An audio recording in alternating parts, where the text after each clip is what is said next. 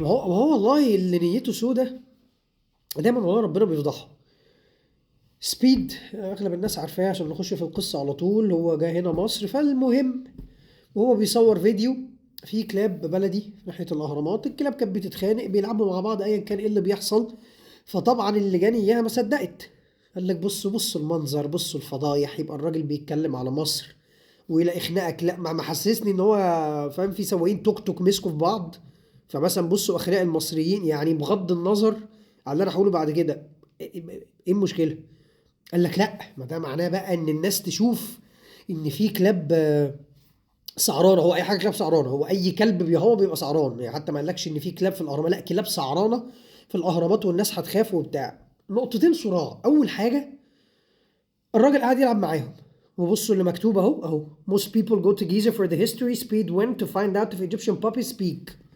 وقاعد بيلعب معاهم ويقول لك سبيد قاعد يكلم الكلاب وبتاع. فمبدئيا البابليستي ما حصلهاش اي حاجه.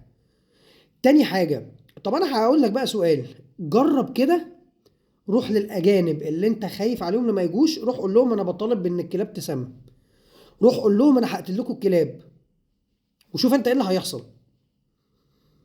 لو ما لقيتش في خلال يومين حملات من 8 9 دول كده محترمين بيطالبوا الناس بتوعهم ما يروحوش مصر عشان مصر بتسمم الكلاب، يبقى انا ما بفهمش حاجه.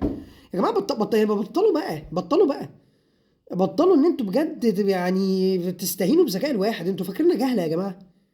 يعني انتوا فاكريننا هبل؟ انا عارف ان في ناس بتمشي وراكم، بس اجانب مين اللي هتبقى متضايقه من وجود كلاب ووجود قطط؟ الاجانب دول اكتر ناس بيحبوا البيتس، اكتر ناس عندهم حقوق حيوان زي ما عندهم حقوق بني ادمين برضه.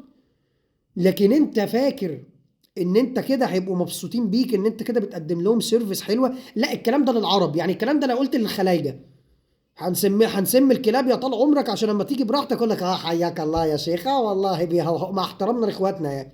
بس الهبل ده ياكل معانا احنا. بس الاجانب بقى بتوع بره، بتوع اوروبا مثلا، جرب كده حضرتك، نزل بوست عندك في صفحتك المشبوهه اللي بتعمل فيها تحريض، نزل بوست للانجليزي وقول نداء لاخواتنا الاجانب، سيبكم الفيديو الكخه بتاع سبيد يا جماعه، ما تخافوش، احنا بكره هننزل نعمل حملات نسمم ونقتل الكلاب اللي في الاهرامات عشان تيجوا براحتكم. وشوف انت رد الفعل هيحصل ايه، شوف هتتهزق وهيتقل منك ازاي، شوف هيتقل من دولتك ازاي. شوف كم انفلونسر عندهم هيطلع يعمل فيديو يقول لهم يا جماعه ما تروحوش الدوله دي، ما تزوروش الاماكن السياحيه بتاعتهم عشان ما تشجعوهمش ان هم يقتلوا الحيوانات. انضفوا واسلكوا.